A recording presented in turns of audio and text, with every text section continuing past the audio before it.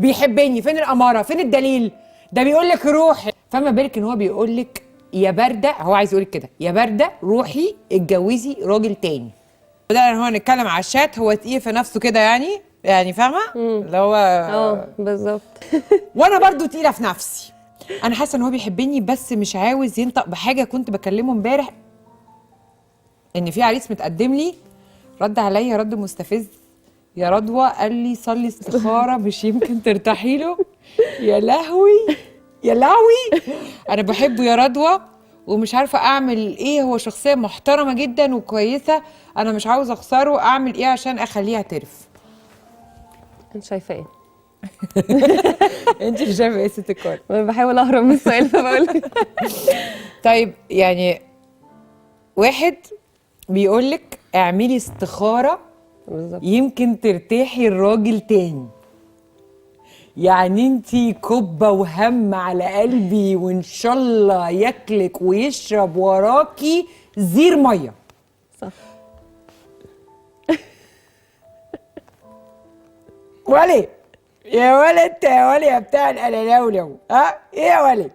يعني هو كويس ومحترم، ما اختلفناش، ما قلناش ان هو يعني ما قلناش، لكن هو ما بيحبكيش، مش عايزك.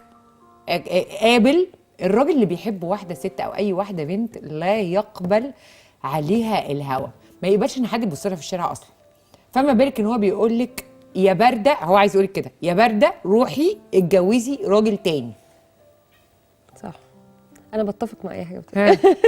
لا انا شايفه اللي انت وبعدين هي هنا بتقول لك ايه؟ وانا متاكده ان هو بيحبني. انت جبتي الكلام ده، انت يا امي جبتي الكلام ده، دي اشاعات مغرضه. انت البنات بتقعد بيحب ما فين الاماره؟ بيحبني، فين الاماره؟ فين الدليل؟ ده بيقول لك روحي اعملي استخاره علشان تروحي تتجوزي راجل تاني. يعني امشي يا كبه من حياتي، تعملي ايه يا كبه في حياته انت؟ ده كنزي زي ما قالت لي البدايه اللي انا ابتديتها دي، ده يتبلك صح او ما يتبلكش. ده يتعامل معامله الكاسات في نيش ماما. عارفه ليه بتقعد تفضل قاعده كده مطربه ب 100 سنه بس ما حدش بيستخدمها وهي قاعده وخلاص، ولا عملت استخاره وعجبني وتصدق مش سي قوي على النصيحه وتصدق هتجوزه وما خلاص انتهى. عارف 60 ده خلاص.